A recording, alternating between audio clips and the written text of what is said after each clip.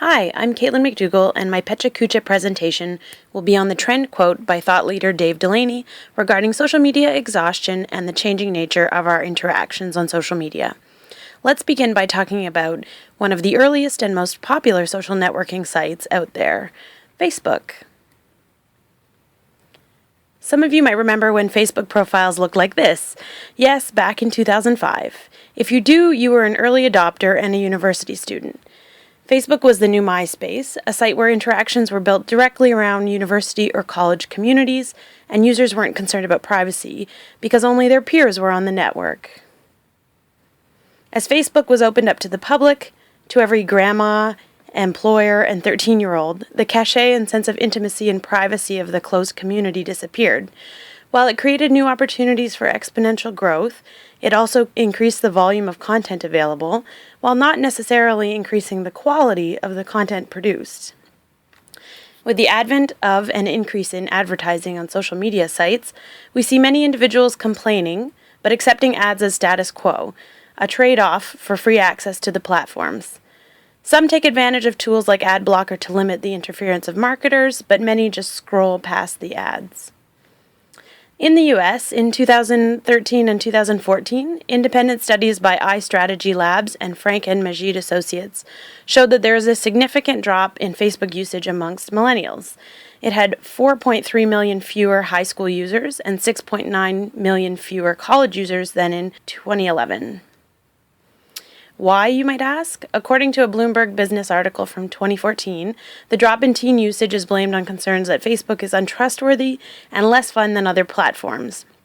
The novelty is worn off, especially for youth who have grown up with technology. This is problematic for Facebook, as Christopher Matthews puts it. Advertisers want millennials because their taste in products are more malleable. That is to say, they are more easily influenced. Perhaps this is another reason why they are moving away from platforms like Facebook. They don't really feel any brand loyalty. In my work managing the Facebook community for McGill's FMT program, we've also seen a decline in the percentage of teens following our page in the past 2 years. These are our prospective students. We market to them, but they aren't looking for us on Facebook. 13 to 17-year-olds make up only 2% of our 630 followers. So where are these young people going? Are they offline? On other platforms? Like Dave Delaney, I don't think these users are going offline entirely. I see this demographic moving to Snapchat, WhatsApp, and other private messaging platforms, amongst others, which is supported by a number of studies and anecdotal evidence. Millennials want to maintain their relationships, but they want to do it more individually, without a public audience. They want more creative outlets. In 2014, 86% of Snapchat users were aged 37 and under. Part of the appeal is the intimacy of the platform and the impermanent nature of posts. There is no permanent record that can be called up at any time.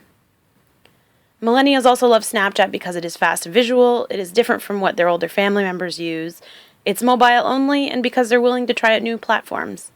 These reasons reflect why many people are moving away from social networks. They want to use platforms that reflect the fast pace of their lives.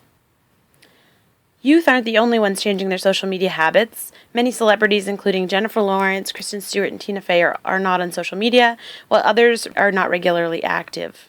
When you live in the spotlight, people tend to think they have a right to every aspect of your life, which explains the decreased usage.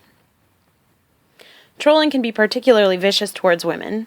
Amy Poehler refuses to use social media altogether, while as recently as this week, Lena Dunham told Recode that someone else is now tweeting for her as the body-shaming and misogynistic comments became too much to handle. It was safer to stop using Twitter, she said.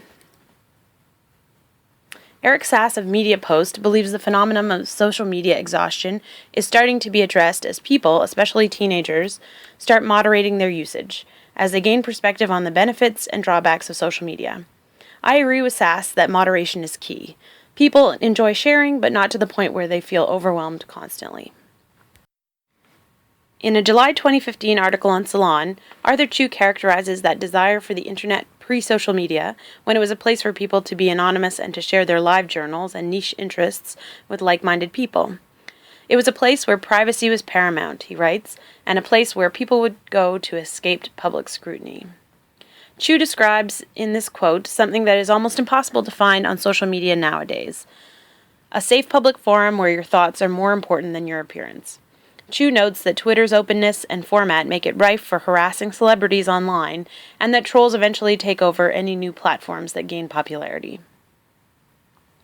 Chu asks a question that echoes Delaney's trend observations.